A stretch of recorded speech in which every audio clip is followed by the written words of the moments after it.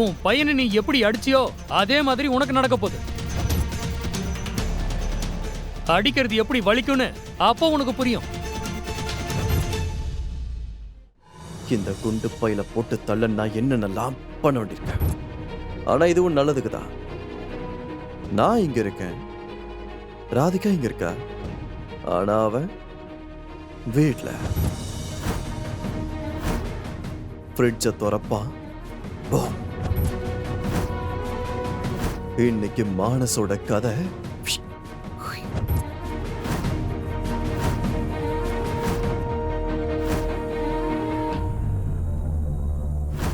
யாரையும் விட முடியாது. குழந்தைய அடிச்சவங்களை நான் சும்மாவே விட மாட்டேன்.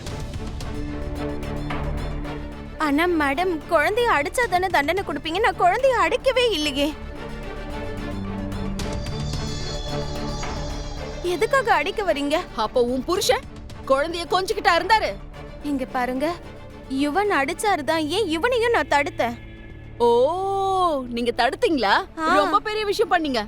நீ எல்லாம் ஒரு அம்மாவா? வெக்கமா இல்ல? குழந்தைய அடிக்கும் போது வேடிக்கை தானே பாத்துட்டு இருந்த. ஒருவேளை நான் உங்களை அடிக்கும் போது உன் புருஷன் என்கிட்ட வந்து அடிக்காதீங்கன்னு சொன்னா நான் நிறுத்திடுவேனா? அவர் சொல்றதெல்லாம் நான் கேட்டுருவேனா?